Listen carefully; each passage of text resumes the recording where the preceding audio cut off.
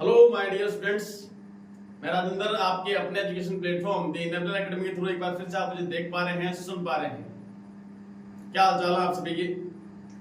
Last time पर हम लोगों ने 10th क्लास के 3rd नंबर चैप्टर पर बात करना स्टार्ट किया था और 3rd नंबर चैप्टर पर बात करने स्टार्ट करने से पहले मैं आप लोगों को 9th क्लास घुमा करके लेकर के आया।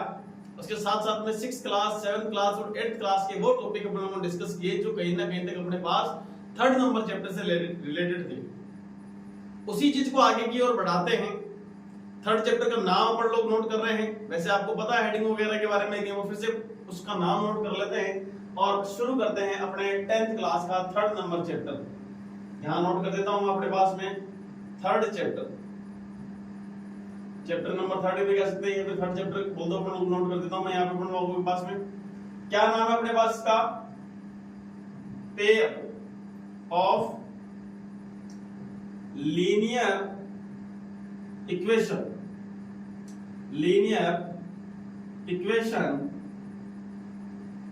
इन टू वेरिएबल। देखिएगा, देखिए क्या लिखा गया आप लोगों के पास में। Pair of linear equation in two variable, दो चरों वाले रैखिक समीकरण युग्म में बात कर रहे हैं अपन लोग। यहां ये अपने टॉपिक की हेडिंग है, जो कि 3rd नंबर चैप्टर आपकी जो बुक में गिवन है उसकी हेडिंग इस तरीके से, उसका जो नाम दिया गया है, उसका जो नोमेनक्लेचर अपने पास में गिवन है वो ये अपने पास पढ़ने को मिल रहा है कि pair of linear equation in two variable. मैं इस टॉपिक को डिस्कस करने से पहले आप लोगों के पास में मैं आपको फिर से ले चलता हूं 9th क्लास के अकॉर्डिंग। छोटा सा क्विक रिवीजन करेंगे 5 मिनट का अपन लोगों के पास में। तो 9th क्लास के अकॉर्डिंग इसी टॉपिक का जो नाम पढ़ा अपन लोगों ने कि लीनियर इक्वेशन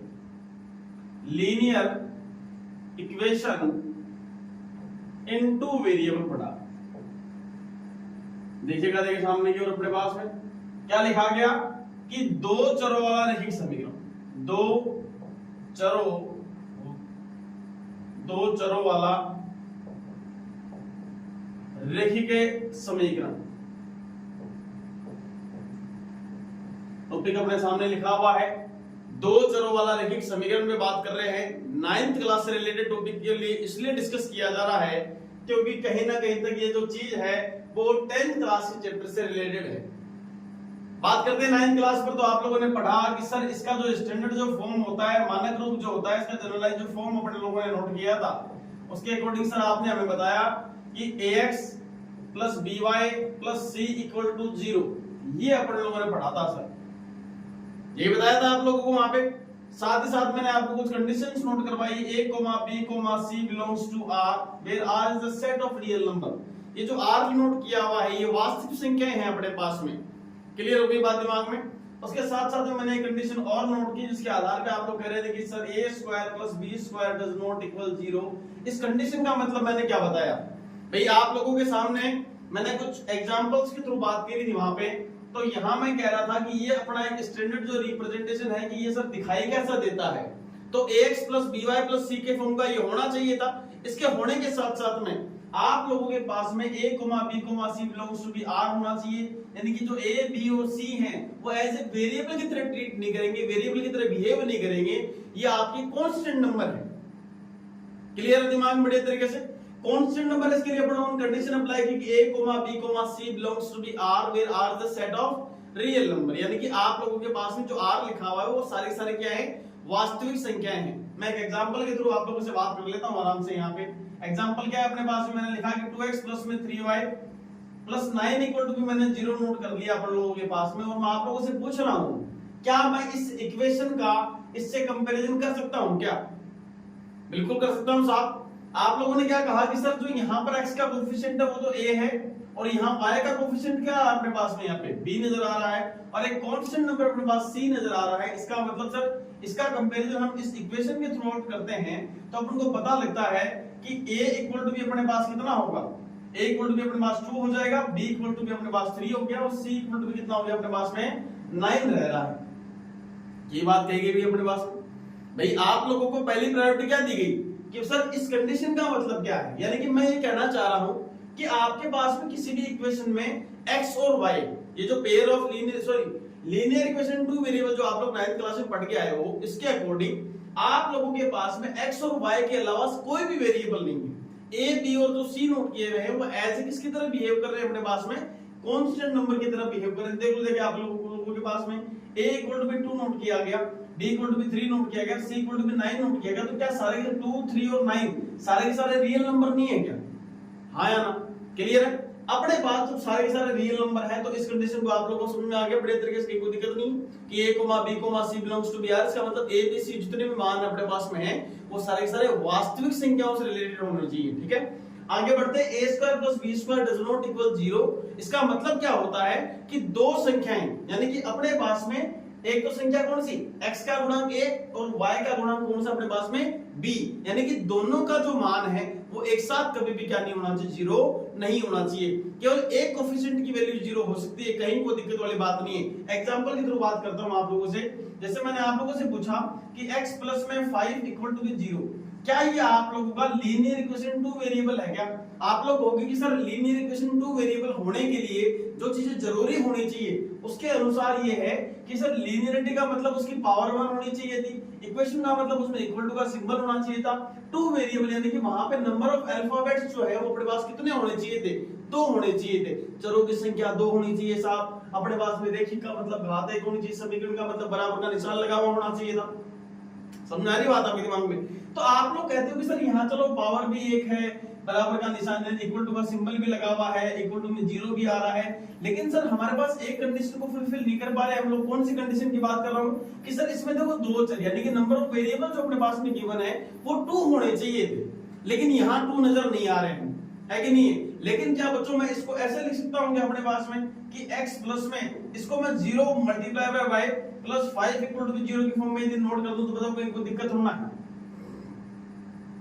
भाई? यहाँ पे कोई समस्या है क्या फिलहाल के टाइम पर? अब अपने पास में अब आप इसको इस इक्वेशन को, इसका जो स्टैंडर्ड जो रिप्रेजेंटेशन है इससे इजीली कंपेयर कर पा रहे हो, और यहाँ से मैं इसको यदि कंपेयर करता हूँ तो मैं इजीली बता पाता हूँ कि a इक्वल टू b कितना हो गया अपने पास में, सिंपली नजर आ रहा है। a इक्वल टू b क्या हो गया, 1 हो गया, b इक्वल टू b कितना हो गया अपने पास में, 0 हो गया, और c इक्वल टू b अपने पास में क्या हो गया अपने पास में, 5 हो गया। भाई जाहिर सी बात है कि आपके पास वो जो टर्म ही नहीं है उसको आप लोग 0 के मल्टीप्लिकेशन के फॉर्म में तो नोट कर ही सकते हो। भाई किसी भी नंबर में यदि आप 0 ऐड कर रहे हो, सब्ट्रैक्ट कर रहे हो तो उससे कोई फर्क थोड़ा ना पड़ रहा है, भाई बैलेंस ही है सारा का सारा काम, है कि नहीं? तो मैंने यहाँ क्या किया कि 0 मल्टीप्लाई बाय कर दिया। एक्चुअल में तो ये खुद वैल्यू 0 ही है, लेकिन मेरे को इसको किससे कंपेयर करना था, linear equation in two variable से कंपेयर करना था, इसलिए मैंने ये सारी महाभारत कर ली। क्लियर हो गई बात दिमाग में तरीके से? यानी कि अब इस कंडीशन को सेट करो, देखो a और b इन दोनों के स्क्वायर का जो सम है वो 0 के इक्वल नहीं आना चाहिए, ये अगला कहना चाह रहा है। इसका मतलब कि जब कभी भी आपके पास में linear equation in two variable आपके पास नोट किया हुआ हो तो दोनों में से जो वैल्यू अपने पास में गिवन है दोनों एक साथ 0 नहीं करनी है, और दोनों एक साथ 0 हो गई तो आप एक बार सोच के देखिए कि अगर मान के चलो कि अपने पास जो अब a है ये भी 0 हो गया और b भी 0 हो गया, तो क्या ये दोनों, ये कंप्लीट इक्वेशन पॉसिबल है क्या अपने पास में? क्या मैथमेटिक्स को डिफाइन कर रही है क्या ये अपने पास में? भाई अगर मान के चलो कि सपोज करो कि ये इस 2 की जगह पर 0 आ जाए, इस 3 की जगह पर 0 आ जाए, जैसे मान लो ये 0 आ गया, ये भी 0 आ गया, है कि नहीं? 0 मल्टीप्लाई बाय x आल्सो 0 हो गया, 0 मल्टीप्लाई बाय y ये भी 0 हो गया। अब आप लोग एक बात समझ के देखो, क्या 9 इक्वल टू 0 मैथमेटिकली पॉसिबल है क्या? कि 9 की वैल्यू जो है 0 के इक्वल पॉसिबल होती है क्या? नहीं पॉसिबल होती। इस यही रीजन होता है कि a और b जो है दोनों के जो कोफिशिएंट अपने पास में, a तो किसका कोफिशिएंट है, x का कोफिशिएंट है, और b किसका कोफिशिएंट है, y का कोफिशिएंट है। दोनों की वैल्यू एक साथ 0 अपने पास में नहीं होनी चाहिए थी। बात समझ में आ गई होगी शायद तक आप लोगों को। आगे बढ़ते हैं। फिर मैंने जब इस पर डिस्कस किया तो मैंने आपको बताया सर इसके ग्राफिकल रिप्रेजेंटेशन के बारे में कि सर इसका ग्राफ कैसा होता है कि नहीं? ग्राफ बनाने के लिए हम लोगों ने क्या कहा, एक एग्जांपल लिया, जिस एग्जांपल में ये बोला गया sir x plus y equal to b 10, ऐसा कुछ कहा मैंने आप लोगों से। और जब मैंने ग्राफ डिनोट किया तो आप लोगों ने मेरे को बताया कि सर इसका जो ग्राफ आने वाला है वो ये देखो, ये आपका x एक्सिस हो गया। आप लोगों ने कार्टेशियन कोऑर्डिनेट सिस्टम पढ़ा 9th क्लास में, उसी के अकॉर्डिंग बात कर रहा हूं मैं। ये आपका y एक्सिस हो गया, ये आपका नेगेटिव x एक्सिस, ये नेगेटिव y, ये आपका ओरिजिन पॉइंट है। अगर इस लाइंस के बारे में यदि को ग्राफ यदि डिनोट करते हैं तो अपन लोगों ने क्या किया, कुछ ऐसे पॉइंट को अपन लोगों ने सिलेक्ट किया जो इस कंडीशंस को, जो इस इक्वेशन को सेटिस्फाई करते हैं। Clear that?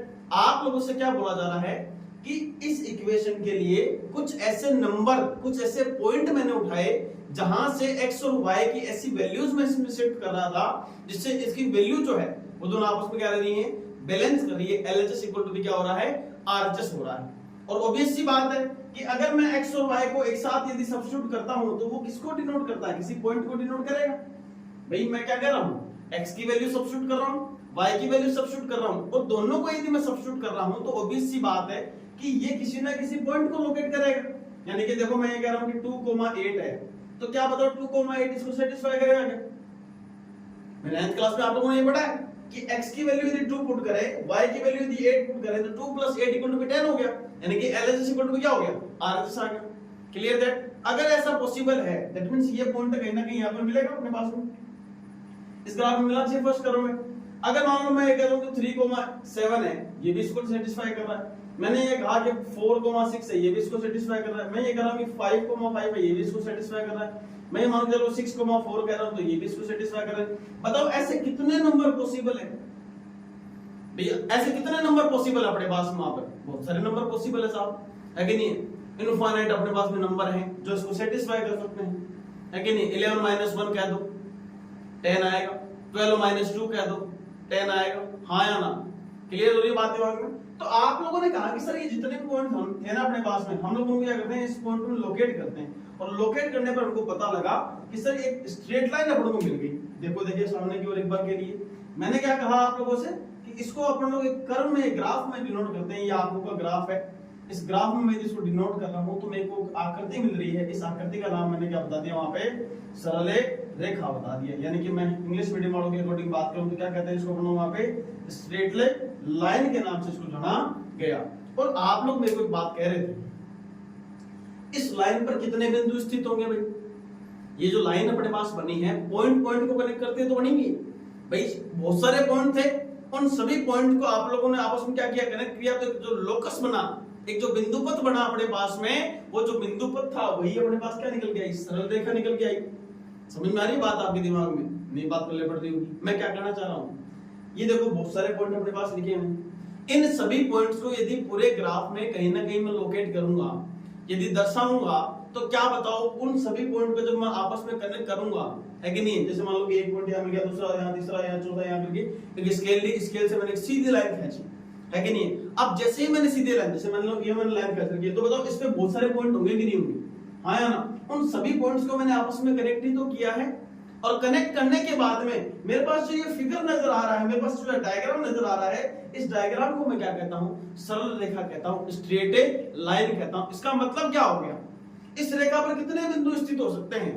अनंत बिंदु स्थित हो सकते हैं। इसका मतलब कि सर इसमें अनंत बिंदु स्थित हैं, इसका मतलब इस लाइन पर जितने भी पॉइंट स्थित होंगे वो सारे के सारे क्या करेंगे, इसको सेटिस्फाई करेंगे, कहीं कोई दिक्कत नहीं है। आप लोग क्या करना चाह रहे हो कि सर इसका जो ग्राफ है वो स्ट्रेट लाइन मिल रहा है अपने पास में, सरल रेखा मिल रहा है, यानी कि अनंत बिंदु इसको सेटिस्फाई करेंगे। इसका मतलब इसके हलों की संख्या कितनी होगी अपने पास में, अनंत हो चुकी है। ये बात अपन लोगों ने लास्ट टाइम पर कर दी। देखो देखिए मैं वो भी लिख देता हूं, हल कितने होंगे अपने पास में, इसके अनंत हल होंगे, है कि नहीं? इनफाइनाइट सॉल्यूशन देख लेते हैं एक बार के लिए वापस से, इनफाइनाइट सॉल्यूशन, ठीक है? थोड़ा सा नीचे की ओर हो गया, कोई दिक्कत नहीं, थोड़ा सा ध्यान रखना। ये बात कर ली थी 9th क्लास में, ठीक है? कहीं कोई दिक्कत नहीं। थोड़ा सा लेंथी होगा ये वीडियो, थोड़ा सा जो है मैं चीजें जो समझाना चाह रहा हूं एक बार के लिए आपको टिक करके बैठना पड़ेगा, तसल्ली से समझना पड़ेगा, तब जाके चीजें समझ आनी शुरू होंगी। अब बात करते हैं pair of linear equation in two variable के बारे में। आप लोगों का कहने का मतलब ये आया कि सर एक बात बताओ, जब ये टॉपिक यहाँ पे खत्म ही हो चुका था 9th क्लास में, तो 10th क्लास में इसको पढ़ने की जरूरत क्यों पड़ रही है हमारे को? क्यों जरूरत पड़ रही है हमारे को इसको पढ़ने के लिए?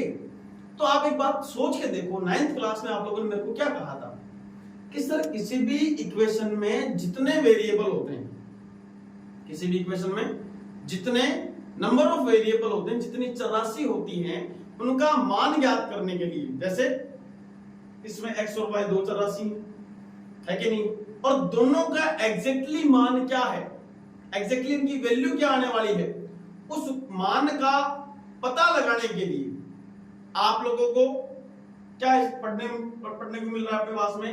Pair of linear equation in two variable.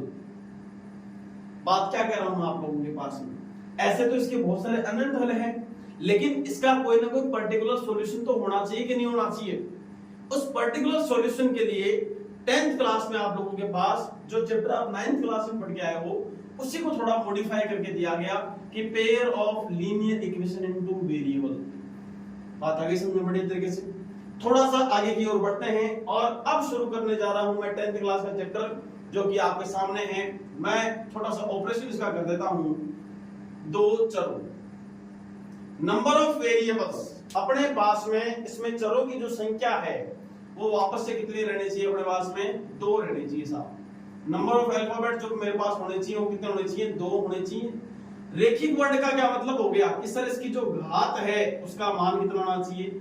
1 आना चाहिए। समीकरण का मतलब आपको पता होता सर इक्वल टू का सिंबल होना चाहिए। युग्म का मतलब क्या हो गया? पेयर, जोड़ा। आपके शूज का पेयर है, आपकी सॉक्स का पेयर है, आगे नहीं। आप लोग जो हाथों में ग्लव्स पहनते हैं उनका पेयर होता है।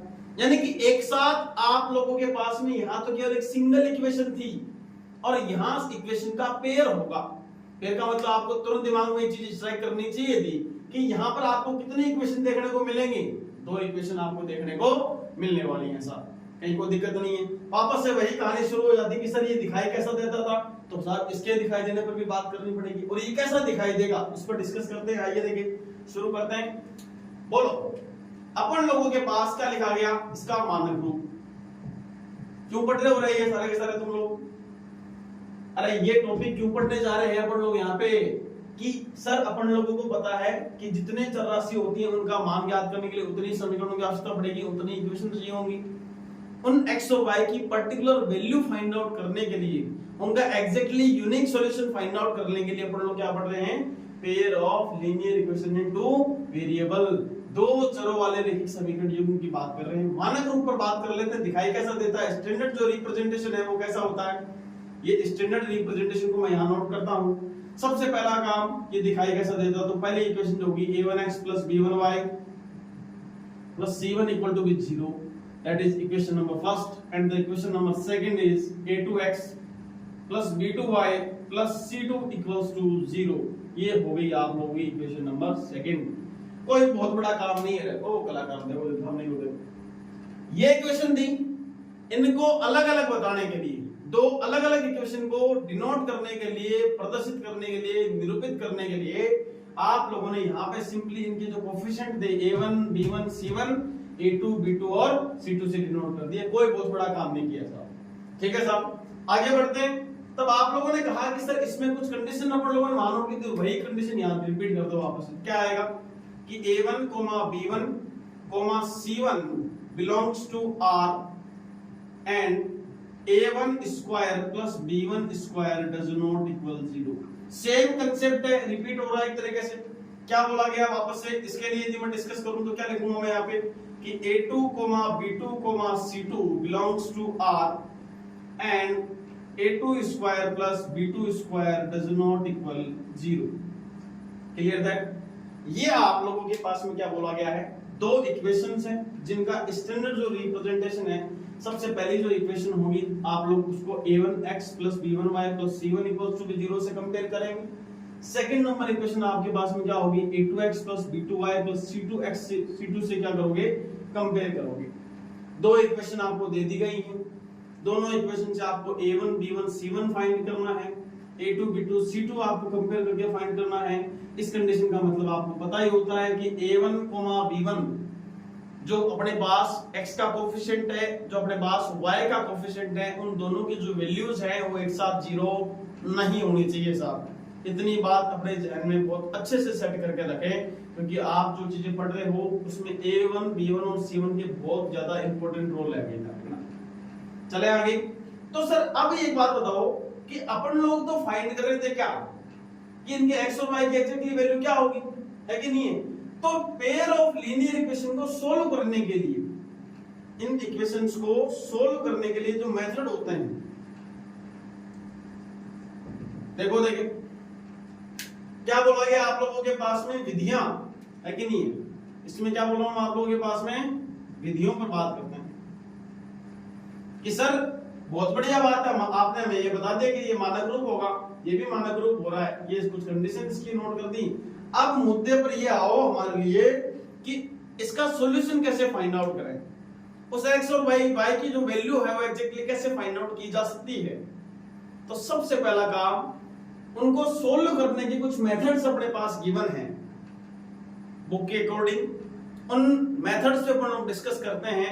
उससे पहले मैं आपको बता देता हूं कि पेयर ऑफ लीनियर इक्वेशन, दो चरों वाले रैखिक समीकरण को सोल्व करने के जो मेथड हैं, जो विधियां हैं अपने पास में गिवन हैं, वो दो तरीके की होती हैं।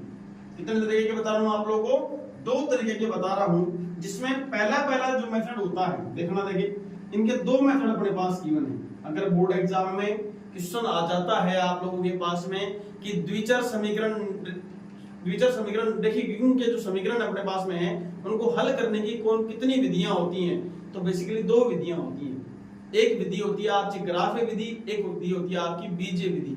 है कि नहीं है कि आपके पास पेयर ऑफ लीनियर इक्वेशन को सॉल्व करने के मेथड पर बात कर ले, इनके लिए डिस्कशन करवा ले आप लोगों से, तो आपको दो मेथड वहां पे बेसिकली बताने हैं। कौन कौन से मेथड बताने हैं आप लोगों के पास में? एक तो होता है आपका ग्राफिकल मेथड, एक तो आप लोगों का होगा ग्राफिकल मेथड, क्लियर दैट। एक आप लोग का होगा एल्जेब्रिक मेथड, एक आपका होता है एल्जेब्रिक मेथड। देख लो, देखिए सारे के सारे सामने की ओर दो मेथड अपने पास में है। हिंदी मीडियम वालों को थोड़ा सा अलग से बता देते हैं, अलग से तो क्या ही बताना पड़ेगा तुम लोगों को, तुम खुद कलाकार हो इस मामले में। इसको ग्राफ विधि कहते हैं। कौन सी विधि कहते हैं? ग्राफ विधि भी कहते हैं। इसका दूसरा नाम आलेखीय विधि भी बोलते हैं। क्या बोलते हैं इसको अपन लोग? यहाँ पे आलेखीय विधि के नाम से भी इसको जाना जाता है, और इसको ज्यामितीय विधि के नाम से भी जाना जाता है। सब पर डिस्कस करेंगे तो कोई दिक्कत वाली बात नहीं। ये जो अपने पास है एल्जेब्रिक एक्सप्रेशन, या फिर मान लो कि एल्जेब्रिक मेथड जो बोल रहा हूं मैं, इसको बोलते हैं बीजीय विधि। क्या बोल रहे हैं इसको अपन लोग यहाँ पे? बीजीय विधि। थोड़ा सा राइटिंग वाला ध्यान रखना है कि नहीं, समझ में आ जाना चाहिए जो बोल भी रहा हूँ साथ साथ में। इसीलिए क्या बोला गया? पेयर ऑफ लीनियर इक्वेशन को सोल्व करने के दो मेथड अपने पास में है। कि कौन कौन से मेथड अपने पास में है? ग्राफिकल मेथड, और अपने पास में कौन सा है? Algebraic method. क्लियर हो गई बात? समझ आ गई बहुत बड़ी तरीके से। अब बात देखो, मैं एल्जेब्रिक मेथड भी पढ़ाऊंगा आगे, लेकिन आज के लिए इस टॉपिक के अंदर अपने पास में ऐसी कौन कौन सी चीजें हैं जिन पे ग्राफ पर मैं बात कर सकता हूं। अब जाहिर सी बात है कि सर एक, पहले देखो यहां तो एक इक्वेशन थी, आया ना, एक इक्वेशन थी, तो अपने पास इसका जो ग्राफिकल जो रिप्रेजेंटेशन था उसमें एक स्ट्रेट लाइन मिली साहब, आया ना भाई। यहां अगर अपने पास में एक ही इक्वेशन है तो अपन को स्ट्रेट लाइन भी एक ही देखने को मिल रही है, आया ना। अब अपने पास में यहां पर कितनी इक्वेशन है? दो इक्वेशन है, एक इक्वेशन ये, एक इक्वेशन ये। तो अपने पास इनका सॉल्यूशन फाइंड आउट करने के लिए आपको सरल रेखाएं भी कितनी देखने को मिलने वाली हैं? साहब दो ही तो मिलेंगी कि नहीं मिलेंगी? जब एक इक्वेशन तो एक मिल रही है, दो है तो दो मिल जाएंगी, बात खत्म हो गई यहीं पे। क्लियर है? मैं आप लोगों से वापस से डिस्कस कर चुका हूं कि method of solving the pair of linear equation two variable को सॉल्व करने के दो मेथड है, ग्राफिकल मेथड और अपने पास में कौन सा? Algebraic method. एल्जेब्रिक मेथड को एक बार के लिए अपने दिमाग में से स्किप कर दो, इसको आज डिस्कशन आगे करेंगे, लेकिन इसके थोड़े सब पार्ट होते हैं उन पे बात करेंगे। पहला काम था ग्राफिकल मेथड के बारे में। इनके ग्राफ कैसे कैसे हो सकते हैं सर, है कि नहीं? जैसे अपन लोगों ने यहाँ ग्राफ बनाया था, बहुत सारे पॉइंट लिए, उन सभी को अपन लोगों ने ग्राफ में लोकेट किया, और लोकेट करके सबको कनेक्ट करते हैं तो एक स्ट्रेट लाइन मिल रही थी। ऐसे ही करके अपन लोग यहाँ मिलाएंगे। दो इक्वेशन अपने पास गिवन है, तो ऑब्वियस सी बात है इनके जो नंबर ऑफ लाइन अपने पास में गिवन होंगी वो भी दो आने वाली होनी चाहिए। और दो लाइन कैसे कैसे पॉसिबल हैं उनके बारे में मैं यहाँ पर डिस्कस करने जा रहा हूँ। देखिएगा, देखिए कुछ केस मैंने अपने पास आपके थंबनेल जो है उसमें भी आप लोगों को नजर आया होगा। जो पहला केस है उसके अकॉर्डिंग ये बोला गया कि एक ग्राफ मैं यहाँ डिनोट कर रहा हूँ, देखना देखिए थोड़ा सा जगह को मैनेज करते हुए चल रहे हैं हम लोग आगे। ये सेकंड नंबर ग्राफ मैं यहाँ डिनोट कर रहा हूँ, और थर्ड नंबर ग्राफ को मैं यहाँ थोड़ा सा लोकेट कर रहा हूँ। आई होप आप लोगों को इस वीडियो में दिखाई दे रहे होंगे तीनों के तीनों ग्राफ जो हैं। ये आपका नॉर्मली एक्स एक्सिस होता है, ये आपका नॉर्मली वाई एक्सिस होता है, ये नेगेटिव एक्स, ये negative y, it is also y axis. ये आपका एक्स, ये नेगेटिव में वाई एक्सिस, ये आपका एक्स एक्सिस, ये वाई, ये माइनस एक्स और ये माइनस का वाई। ये आपका ओरिजिन पॉइंट आपके पास में ऑलरेडी गिवन है 9th क्लास तक आप लोगों ने कोऑर्डिनेट ज्योमेट्री में इन चीजों को बहुत अच्छे से पढ़ा होगा। पढ़ा भी नहीं है तो देखा तो होगा ही होगा, याद तो नहीं है ना, देखा तो है ऐसा है कि नहीं, देखा हो तो ना भूल गए तुम, तुम्हारे दिमाग में से याद तो नहीं है ना, कोई दिक्कत नहीं है, इनको देख लो एक बार वापस एक बार के लिए, बात करो इधर सामने क्यों देखो। ये एक्स एक्सिस है, ये आपका वाई एक्सिस है। दो लाइन कैसे कैसे पॉसिबल हो सकती हैं, दो लाइन कैसे कैसे पॉसिबल हो सकती है। बहुत बड़ा कोई एग्जांपल नहीं मेरे पास, तो साहब दो मार्कर है, दोनों मार्कर से मैं बात कर लेता हूं। एक मार्कर ये, एक मार्कर ये, है नहीं, ये ब्लैक यानी कि इसको अपन लोग L1 बोल दें, ये अपने पास L2 यानी कि एक लाइन ये अपने पास, एक लाइन अपने पास L2 ये। दोनों लाइन कैसे कैसे पॉसिबल हो सकती है, या तो ऐसा हो जाए, है कि नहीं, देखो है कि नहीं, ये वाला सिस्टम है कि नहीं, दो लाइन अपने पास में क्या हो जाए, इंटरसेक्ट कर जाए, तो आप लोगों के पास में अपने पास क्या होगा। देखो देखिए, मैं थोड़ा सा इसको अलग से शो करना चाहूं तो मैं क्या कर रहा हूं, पहला केस क्या बना दिया सर अपने लोगों ने, एक लाइन थी L1, दिखाई दे रहा होगा, एक लाइन L1 अपने पास में गिवन है, दूसरी लाइन को मैं थोड़ा सा इसको अलग मार्कर से शो कर रहा हूं, ये आपका है L2। यदि दो लाइन जो हैं किसी एक सिंगल पॉइंट पर क्या कर जाएं, इंटरसेक्ट कर जाएं, देखो देखिए ये आपका इंटरसेक्शन पॉइंट है, दो लाइंस अपने पास गिवन है, दोनों लाइंस का इंटरसेक्शन पॉइंट ये आ रहा है, तो पॉइंट की बताओ कोई ना कोई वैल्यू जरूर होगी भाई, किसी भी पॉइंट को लोकेट करते हैं तो उसको x, y के थ्रू शो आउट करते हैं, है कि नहीं। अब ये x, y जो अपने पास में गिवन है, अपने पास जो ये L1 है, ये अपने पास जो L2 है, दोनों लाइन एक दूसरे को इंटरसेक्ट कर रही हैं, तो ऐसी रेखाओं का नाम क्या रख दिया गया आगे जाकर के, प्रतिच्छेदी रेखा के नाम से इसको नाम लगे, क्या बोलेंगे इसको अपन लोग यहाँ पे, प्रतिच्छेदी रेखा। और इंग्लिश मीडियम वाले बच्चे क्या कहते हैं इसको अपन लोगों के पास में, इंटरसेक्टिंग लाइन, क्या बोलते हैं अपन लोग इसको अपने पास में, इंटरसेक्टिंग लाइन। यानी कि दो लाइन यदि किसी एक पर्टिकुलर पॉइंट पर एक दूसरे को इंटरसेक्ट करती हैं, काटती हैं, प्रतिच्छेद करती हैं, तो ऐसी जो रेखाएं होंगी इंटरसेक्टिंग लाइन होंगी, प्रतिच्छेदी रेखा होंगी साहब। दूसरा केस क्या बन सकता है कि सर हो सकता है कि दोनों एक दूसरे को काटे ही नहीं, रेल की पटरियों के साथ सीधे जाए जा रही, कभी नहीं मिल रही है एक दूसरे को आपस में जाकर के, है कि नहीं है। तो जो ऐसी जो रेखाएं हैं उनके बीच की परपेंडिकुलर डिस्टेंस हमेशा क्या रह रही है, रिमेनिंग कांस्टेंट रह रही है, बराबर रह रही है, समान रह रही है। तो ऐसी परिस्थिति में अपने पास दो रेखाएं हैं, एक रेखा अपने पास में क्या हो गई है, L1 ये हो गई है, और दूसरी रेखा जो अपने पास हो रही है वो इस तरीके से मैं डिनोट कर रहा हूं, जो एक दूसरे को बिल्कुल भी नहीं काट रही हैं, प्रतिच्छेद नहीं कर रही, ये आपका क्या हो गया, L2 हो गया। जब कभी भी दो रेखाएं एक दूसरे को प्रतिच्छेद नहीं करती हैं, अर्थात उनके मध्य की जो परपेंडिकुलर डिस्टेंस है, जो लंबवत दूरी है, वो यदि समान रहे, तो ऐसी जो रेखाएं होती है समांतर रेखा कहलाती है। क्या कहलाती है आप लोगों के पास में, वो यहाँ पे अपने पास में समांतर रेखा कहला रही है। यानी कि इंग्लिश मीडियम वाले बच्चे इसको क्या बोलेंगे, पैरेलल लाइन बोलते हैं। मैं ये को नोट कर देता हूं, देखो देखिए पैरेलल लाइन अपन लोग नोट करते हैं, क्लियर दैट। लास्ट टाइम पर बात करते हैं, है कि नहीं। क्या कर रहा हूं मैं अपने पास में, दो मार्कर है, ये आपका L1 है, ये आपका L2 है कि नहीं। जहां जहां से L1 पास हो रहा था वहीं वहीं से कौन पास हो रहा है, L2 पास हो रहा है साहब। मैं क्या कहना चाह रहा हूं आप लोगों के पास में कि जहां जहां से L1 लाइन पास हो रही है, फिर कह सकता हूं कि जहां जहां से L2 लाइन पास हो रही है वहां वहां से कौन पास होने वाला है, L1 पास होने वाला है। इसका मतलब क्या हो गया कि अपने पास में एक ऐसा केस निकल के आया सर अपने लोगों के पास में कि एक लाइन अपने पास गिवन है सर, है कि नहीं। ये अपने पास L1 है कि नहीं। और यहां से एक नया केस निकल के ये आ रहा है कि सर जो अपने पास L2 है ना, ये L2 वाला देखो कि जहां जहां से L1 पास हो रहा है वहीं से कौन पास हो रहा है, L2 पास हो रहा है। दो लाइंस अपन लोगों के पास में है भाई। अपन लोगों ने कहा कि दो समीकरण में दो लाइन देखने को मिलेंगी। पहला केस तो ये बना दिया कि सर दोनों इंटरसेक्ट कर जाए दूसरे को। दूसरे केस में ये बता दें सर प्रतिच्छेद नहीं कर रही हूं। तीसरे केस में ये बता दें कि सर ये तो अनंत बिंदु में प्रतिच्छेद कर रही है।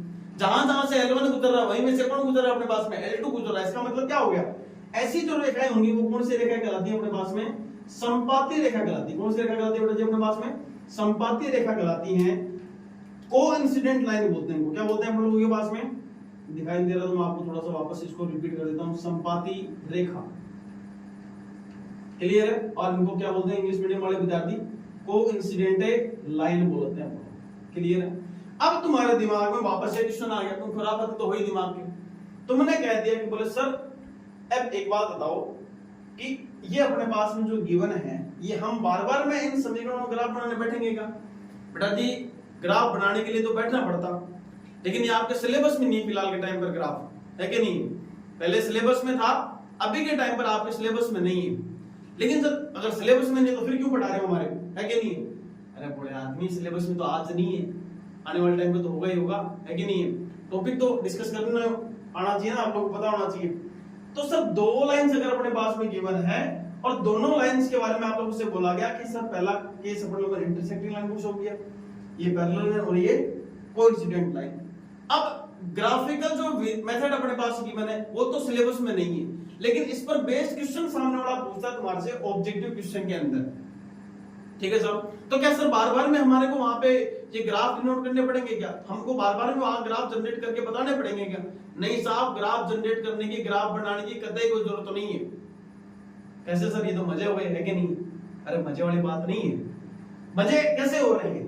कुछ ऐसी ट्रिक बताई गई है जिसके थ्रू आउट आप लोग बिना किसी ग्राफ को डिनोट किए हुए आप लोग बता सकते हो कि सर इसमें समांतर रेखा होगी, प्रतिच्छेदी रेखा होगी या फिर समपाती रेखा होगी। आप लोगों को ग्राफ बनाने की जरूरत 1% भी नहीं है। आपको केवल 3 केस याद करने हैं, है कि नहीं? इनके जो कोफिशिएंट अपने पास गिवन है A1, B1 और C1, A2, B2 और C2, इनके जो कोफिशिएंट हैं, इनके रेशियो को यदि आप मेजर कर लेते हो तो इनके रेशियो के आधार पे, इनके अनुपात के आधार पे, अनुपातों की जो तुलना है वो यदि आप कर लेते हो तो आपको वहां से इजीली पता लग जाता है कि ये वाला केस तो कब होगा, ये केस कब होगा और ये वाला केस कब होने वाला है। यानी कि प्रतिच्छेदी रेखा कब होगी, समपाती रेखा कब होगी, समांतर रेखा कब होने वाली है, ये सब चीजों के बारे में आपको पता लग जाएगा। तो सर जल्दी से वो केस बता दो हमारे को, है कि नहीं? बिल्कुल बता देते साहब। आपके कहने का मतलब, आपका जो हुक्म है वो हमारे सर आंखों पर है, बहुत बढ़िया तरीके से। आप देखो इस चीज को अब दिमाग में तो रहना चाहिए ना, क्या डिस्कस कर रहे हो कि सर हमको तो ये पता करना चाहिए। अब फिलहाल के टाइम पर टॉपिक आया तो टॉपिक के बारे में पढ़ लिया, इसका ऑपरेशन कर दिया, 2 समीकरण है इनके बारे में कंडीशन पढ़ ली। अब आप लोगों ने कहा कि सर 2 चरराशि होती हैं तो जितनी चरराशि होंगी उतनी समीकरणों की आवश्यकता पड़ेगी। तो आप लोगों ने मेथड बताए, विधियां पढ़ी, तो 2 मेथड पढ़ रहे हैं सर, ग्राफिकल मेथड और अलजेब्रिक मेथड है। अब जब ग्राफ बनाने की बात आती है तो 2 समीकरण, 2 रेखाएं जो है अपने पास में है वो 3 तरीकों से पॉसिबल हो सकती हैं। अरे किसी बच्चे के दिमाग में ऐसा कंफ्यूजन होना कि सर इसके अलावा देखो केस पॉसिबल, तो बना के देख लेना एक बार के लिए, और यदि ऐसा हो तो कमेंट के थ्रू मेरे को बता देना कि साहब ये वाला केस आपने छोड़ दिया था यहाँ पे, है कि नहीं है? ये बात हमारे को बता सकते हो भैया आप लोग सारे, है कि नहीं है? क्योंकि बच्चे ही सिखाने में मदद करते हैं इस चीज को लेकर के। 3 केस है, तीनों केस के बारे में डिस्कस करते हैं, है कि नहीं? अगले ने क्या कहा कि सर इसके जो गुणांक अपने पास है A1, B1, C1, A2, B2 और C2, है कि नहीं? तीनों के अनुपातों की तुलना करते हैं अपने लोगों के पास में। तो सबसे पहला जो केस आता है वो ये आता है सर, सबसे पहला जो केस आता है, इनके जो गुणांक है A1 बटा A2, यानी कि A1 upon A2 does not equal B1 upon B2। अगर किसी पेयर ऑफ लीनियर इक्वेशन के लिए उसके A1 अपॉन A2 की वैल्यू B1 अपॉन B2 के इक्वल नहीं होती है तो ऐसा जो केस होता है वो कौन सी 3 बातें कहेगा अपने पास में? तो ये 3 बातें कौन कौन सी कहता है वो देख लो। देखिए सारे के सारे एक बार के लिए सामने की ओर, मैं दोनों लैंग्वेज में यूज कर रहा हूं। सबसे पहली बात, इसकी जो रेखाएं होती है वो कैसी होती है? प्रतिच्छेदी रेखा होती है साहब। कैसी रेखा होगी अपने पास में? प्रतिच्छेदी रेखा होगी, इंटरसेक्टिंग लाइन जिसको कहते हैं। देखना, देखिए इंटरसेक्टिंग लाइन। सबसे पहले केस को डिस्कस कर रहा हूं, कलाकारों देख लेना, सबसे पहले ध्यान रखना कि A1 अपॉन A2 की वैल्यू अगर B1 अपॉन B2 के इक्वल नहीं हो तो आप लोग इसके लिए क्या कह सकते हो? प्रतिच्छेदी रेखा या फिर इंटरसेक्टिंग लाइन, यानी कि ये इसके ग्राफ पर बात पता लग रही है। पेयर ऑफ लीनियर सिस्टम कैसा होगा? ये जो निकाय है, द्विचर समीकरण निकाय, वो कैसा दिखाई देगा? तो इसके निकाय के लिए जब बात करते हैं तो क्या बोलेंगे यहाँ पर? ये संगत निकाय होता है। कैसा निकाय होता है अपने पास में? संगत निकाय होगा। पेयर ऑफ लीनियर सिस्टम कैसा होता है? कंसिस्टेंट होता है। क्या बोलेंगे अपन लोग यहाँ पे? कंसिस्टेंट होगा। अब आप लोग के दिमाग में बात, जहन में बात होगी, सर कंसिस्टेंट क्या होता है? साहब जिसका सॉल्यूशन होता है ना वही कंसिस्टेंट होता है। ये ध्यान रखो आप लोगों के दिमाग में बढ़िया तरीके से। अब बात रहती है तीसरे नंबर पॉइंट पर कि सर हम तो बात इसके हल पर करने के लिए आए थे, आप कहां संगत और या असंगत की बात करने लगे? साहब प्रतिच्छेदी रेखा, रेखाओं के बारे में जानकारी मिल गई, कंसिस्टेंट पे बात क्वेश्चन पूछा जाता है, और लास्ट टाइम पर बात आती है इसके सॉल्यूशन पर। तो इसका जो सॉल्यूशन होता है वो अद्वितीय हल होता है। क्या होता है अपने पास में? अद्वितीय हल होता है, यूनिक सॉल्यूशन होता है। देख लो इंग्लिश मीडियम वालों आपके लिए यूनिक सॉल्यूशन है, हिंदी मीडियम वालों के लिए अद्वितीय हल है साहब। पहला केस हो गया। मैंने क्या कहा था आप लोगों को तीन अगर ग्राफ हैं, तीनों ग्राफ को डिस्कस करने के लिए तीन केस पढ़ने को मिलेंगे। पहला केस आप लोगों ने पढ़ लिया, आगे बात सुनिए। नेक्स्ट बात करते हैं, अगर केस ऐसा हो जाए जैसे कि a1 upon a2 equal b1 upon b2 but does not equal c1 upon c2, अगर ऐसा हो जाता है तो आप लोग कितनी बातें कह सकते हो? वापस से वही कहानी शुरू हो जाती है। पहला इसके ग्राफिकल जो रिप्रेजेंटेशन पे कौन कौन सी बात है, तो इसकी जो रेखाएं होंगी वो कैसे रेखा होगी अपने पास में? समांतर रेखा होगी साहब। कैसे रेखा होने वाली है? समांतर रेखा होगी। इंग्लिश मीडियम के अकॉर्डिंग ये बच्चे क्या कह देंगे इसको, तो अपने पास में पैरेलल लाइन कह देंगे। ठीक है साहब। सेकंड नंबर बात आती है कि सर इसका पेयर ऑफ लीनियर सिस्टम कैसा होगा, निकाय कैसा होना चाहिए? तो निकाय जो है अपने पास में कैसा होना चाहिए था? ये एकमात्र ऐसा केस है जहां असंगत निकाय होता है। ये अपना कैसा निकाय अपने पास में? असंगत निकाय है साहब, है कि नहीं? ये कंसिस्टेंट था तो अपने पास में ये क्या हो जाएगा अपन लोगों के पास में? इनकंसिस्टेंट हो जाएगा। ये अपना क्या हो गया है? इनकंसिस्टेंट हो गया है। बात समझ आ रही है क्या? मैं दिखाई दे तो रहा हूं क्या वीडियो में आप लोगों को? इधर देखो, है कि नहीं? असंगत निकाय हो रहा है कि नहीं? मैं दिखाई दूं या नहीं दूं? आप लोगों को ये पढ़ते रहना बिल्कुल, है कि नहीं? थर्ड पॉइंट पर डिस्कस करते हैं इनके सॉल्यूशन पर, है कि नहीं? तो क्या बताओ, दोनों व्यक्ति मिलकर के बैठ के बात कर रहे हैं क्या? जाहिर सी बात, हल कब निकलेगा? दो व्यक्ति लड़ लिए आपस में, है कि नहीं? अब उन दोनों का सॉल्यूशन चाहिए, तो बताओ ये दोनों व्यक्ति एक जगह बैठ करके बात कर रहे हैं क्या? भाई ये दोनों व्यक्ति एक जगह बैठ करके बात कर रहे हैं कि नहीं कर रहे? हाँ या ना? अगर एक जगह बैठ के बात कर रहे हैं इसका मतलब इसका हल पॉसिबल है। तो आप लोगों ने कह दिया एक अद्वितीय हल, यूनिक सॉल्यूशन मिल गया सर, है कि नहीं? दोनों के दोनों लोग जो हैं एक बात पर एग्री हो गए, इसका मतलब उनका सॉल्यूशन मिल गया। ये आप लोगों के पास अद्वितीय हल देगा। लेकिन एक बात देखो इधर साइड में, ये L1 इधर जा रहा है कि नहीं? ये अपना मुंह जो सुजा करके, ये मान के चलो एकदम चेहरा बना करके ये इधर जाए जा रहा है, और ये L2 अपनी दिशा में जाए जा रहा है। बोले मैं भी नहीं बोलूंगा तो भी मत बोल, है कि नहीं? तो क्या बताओ इनका कोई पॉसिबल है क्या? सॉल्यूशन पॉसिबल है क्या? अरे ये दोनों बैठना ही नहीं चाह रहे अपने पास एक जगह पर, और जब बैठना ही नहीं चाह रहे तो क्या सॉल्यूशन पॉसिबल हो सकता है क्या? सॉल्यूशन पॉसिबल है नहीं होगा। तो आप लोग बताओ इसके लिए अपन लोग क्या नोट कर सकते हैं? क्या इनका कोई हल होगा क्या? इनका कोई हल नहीं होगा, कोई हल नहीं है। या फिर इंग्लिश मीडियम वालों क्या कहेंगे अपन लोग? No solution. आगे दिमाग में बात बढ़िया तरीके से, है कि नहीं है? भाई ये तो अब इस चीज को समझ सकते हो ना कि दो व्यक्तियों में लड़ाई हुई, है कि नहीं? भाई दो लोगों में लड़ाई हो चुकी है, अब उनका सॉल्यूशन कब निकल गया अपने पास में? कि दोनों के दोनों अपने पास में क्या हो जाए, एक पॉइंट पर एग्री करें, बैठे एक दूसरे के साथ में, तभी तो जाके उनका सॉल्यूशन पॉसिबल होगा। और सॉल्यूशन ये देखिए ये दोनों बैठ रहे हैं कि नहीं बैठ रहे, तो इनका सॉल्यूशन पॉसिबल हो गया। ये दोनों बैठे हैं नहीं आपस में, तो क्या इनका हल होना चाहिए क्या? कोई हल नहीं होना चाहिए। तो बाहर में जाना मेरे को, क्लियर? आगे बढ़ते हैं। थर्ड नंबर पॉइंट क्या लिखा हुआ है? थर्ड नंबर पॉइंट के अकॉर्डिंग ये बोला जाता है कि sir A1 upon A2 equal B1 upon B2 equal क्या? C1 upon C2। कि अगर सर तीनों जो रेशियो है वो आपस में क्या हो जाए? इक्वल हो जाए। तीनों रेशियो आपस में क्या हो जाए अपने पास में? इक्वल हो जाते हैं। तो इसके लिए कौन कौन सी तीन बातें कह सकते हैं? तो इसके लिए तीन बातें कौन कौन सी कही जा सकती हैं? इसके लिए तीन बातें, वापस से वही कहानी स्टार्ट होगी। सर पहले बात कर लेते हैं इसके ग्राफ पर। ग्राफ कैसा दिखाई दे रहा है साहब? अरे दिखाई कैसा दे रहा है, देख लो, देखिए यहाँ पे लिखा था ना अपन लोगों क्या? हिंदी मीडियम वाले कहते हैं सर संपाती रेखा मिल रही है हमारे को। क्या मिल रही है? संपाती रेखा मिल रही है। और वही इंग्लिश मीडियम वाले क्या कहते हैं सर हमारे को तो कोइंसिडेंट लाइन मिल रही है। क्या मिल रही है अपन लोगों को? कोइंसिडेंट लाइन की जहां जहां से सर L1 पास होगा वहीं में से क्या पास होगा? L2 पास होगा। हाँ या ना? अब एक बात देखो, देखिए ये कैसा सॉल्यूशन है अपने पास? पेयर ऑफ लीनियर सिस्टम कैसा होगा? तो इसके लिए अपन लोगों ने क्या कहा कि सर ये होता है डिपेंडेंट। क्या होता है अपन लोगों के पास में? डिपेंडेंट होता है। इसको हिंदी मीडियम वाले पढ़ते हैं क्या? आश्रित। ये भी निकाय संगत तो होता है लेकिन इसको आश्रित भी कहते हैं। ध्यान रखना इस चीज को लेकर के ना, एक दूसरे पे डिपेंड रहते हैं कि जहां जहां से L1 जा रहा है वहीं में से क्या जा रहा है? L2 जाता जा रहा है। हाँ या भाई दो भाई हैं अपने पास में, ये L1 भाई है, ये अपने पास में क्या है? L2 भाई है। बड़े भाई ने कोई बात कह दी तो छोटा भाई नहीं गिरा रहा, छोटे भाई ने जो बात की थी वो बड़ा भाई नहीं गिरा रहा। बात समझ आ गई? अरे हाँ या ना? भाई दोनों एक दूसरे के डिपेंड है कि नहीं है? भाई दोनों के दोनों एक दूसरे के साथ मिला करके चल रहे हैं। जो बड़े भाई ने बात कही है वो छोटा भाई मना नहीं कर रहा, और जो छोटे भाई ने बात कर दी वो कौन मना नहीं कर रहा है? बड़ा भाई मना नहीं कर रहा है। बात पल्ले पड़ गई क्या? है कि नहीं? दोनों एक दूसरे पे क्या है? डिपेंडेंट है कि नहीं है? वो उससे कह रहा है कि मैं उससे पूछ के बताऊंगा, वो कह रहा है कि मैं उससे पूछ के बताऊंगा। इसका मतलब आप लोग उसको क्या कह सकते हो? डिपेंडेंट कह सकते हो, आश्रित कह सकते हो, संगत भी कह सकते हो। अब देखो इनके हल कितने होंगे। अब ये दोनों भाई जो हैं, इसने कह दिया कि बोले ऐसा होगा, तो छोटे वाले ने एग्री कर दिया भैया कोई बात नहीं ऐसा हो जाने दो, है कि नहीं? छोटे वाले ने कोई बात कह दी कि सर ऐसा होना चाहिए, तो वो भी क्या कर रहा है? ऐसा हो जाने दो, कोई दिक्कत नहीं है। तो बताओ इस परिवार में लड़ाई पॉसिबल है क्या? लड़ाई पॉसिबल है? नहीं है, क्योंकि इनके नंबर ऑफ सॉल्यूशन कितने हो रहे हैं, कितनी जगह पर काट रहे हैं। ये तो हमेशा भाई यहाँ तो ये लोग तो केवल एक पॉइंट पर बैठे थे, ये बैठे नहीं है, और ये तो बैठे हुए ही हैं।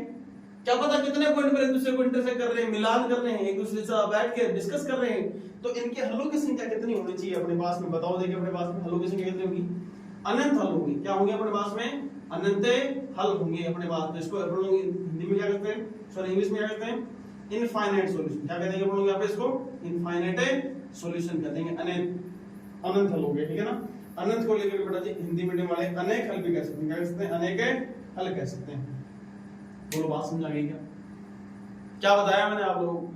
आप लोग यहाँ कह रहे थे कि सब दो चर राशि, इसका मतलब दो समीकरणों की आवश्यकता पड़ रही थी, है कि नहीं? और दो समीकरणों की आवश्यकता पड़ रही, इसका मतलब दो रेखाएं मिलेंगी। दो रेखाएं कैसे कैसे मिलेंगी? सर हम तो इसके हलों पर बात करने के लिए आए थे। जब हलों पर ही बात कर रहे हो आप लोग सारे के सारे, तो एक बात सोच के देखो आप लोग यहाँ पर कि दो रेखाएं कैसे कैसे पॉसिबल है। मेथड की जब आप लोगों ने डिस्कस किया तो ग्राफिकल मेथड होता है, अलजेब्रिक मेथड होता है।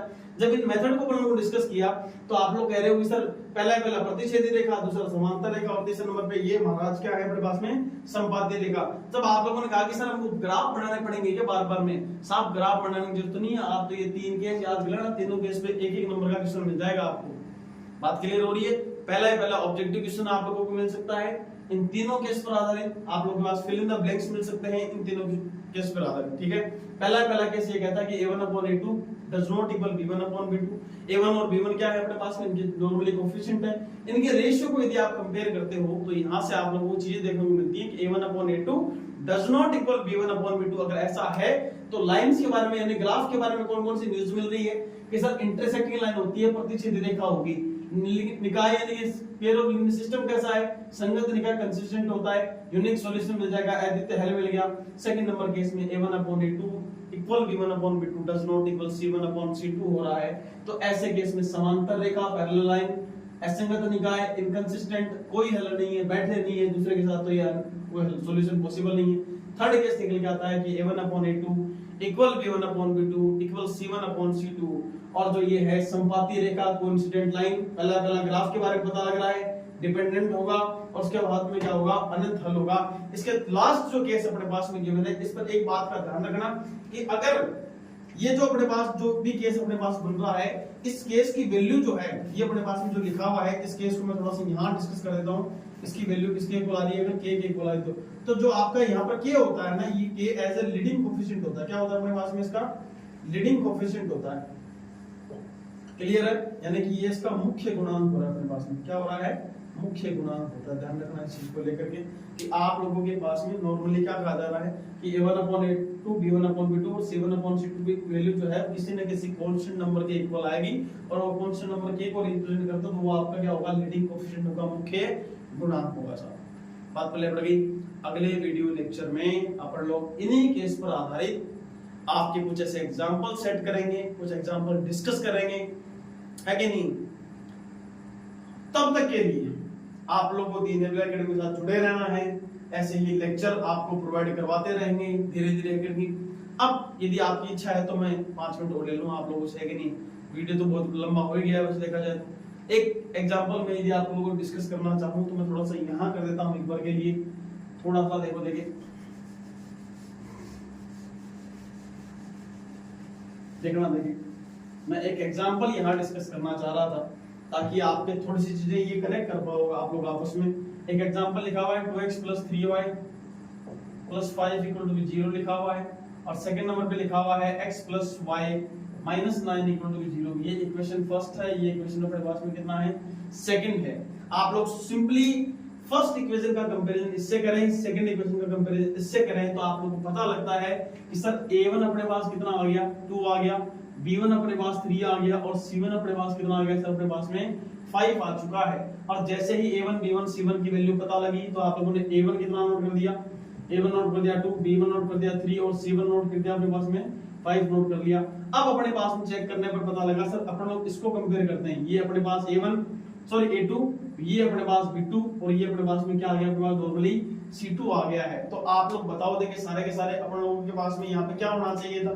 सबसे पहले अपन लोग इसके पास जाते हैं A1/A2 और B1/B2 को मैं कंपेयर करता हूँ। यहाँ पे अपने पास में चेक कर लो, अपने पास सबसे पहला केस क्या होता है, A1/A2 और B1/B2 को मैं कंपेयर करके देख रहा हूँ तो मेरे को पता लग रहा है, देखो देखिए क्या पता लग रहा है साहब, अपने पास में A1 की वैल्यू कितनी गिवन है, A1 की वैल्यू चेक करो यहाँ पे कितना है, तो A1 की वैल्यू 2 है, तो यहाँ कितना लिखा हूँ मैं यहाँ पे 2 अपॉन में A2 की वैल्यू कितनी गिवन है, यहाँ से चेक करो इस इक्वेशन के लिए, यहाँ से A2 की वैल्यू आई 1 इक्वल आ रहा है अपने पास में B2 की वैल्यू कितनी गिवन है, सॉरी A2 B1 की वैल्यू कितनी गिवन है 3 और यहाँ से B2 की वैल्यू कितनी गिवन है 1, क्या बताओ 2/1 इक्वल टू 3/1, यानी कि 2 = 3 पॉसिबल है क्या, क्या ये पॉसिबल है, यानी कि ये पॉसिबल नहीं है सर, तो ये पॉसिबल है तो ये भी पॉसिबल नहीं है। और ऐसा केस होते ही आप कौन कौन सी बातें कर सकते हो, प्रतिच्छेदी रेखा, संगत निकाय और अद्वितीय हल पर आप लोग यहाँ पे बातें कर सकते हो। ठीक है, तो अगले वीडियो लेक्चर के अकॉर्डिंग प्रश्नावली नंबर 3.1 यानी कि एक्सरसाइज नंबर 3.1 पे अपन लोग डिस्कस करेंगे। इन केस को अपन लोग कैसे और आगे पढ़ने वाले हैं, इन सभी चीजों को देखने के लिए अगले वीडियो के इंतजार में दीन एकेडमी के साथ जुड़े रहिए, बने रहिए। तब तक के लिए जय हिंद, जय भारत, थैंक यू।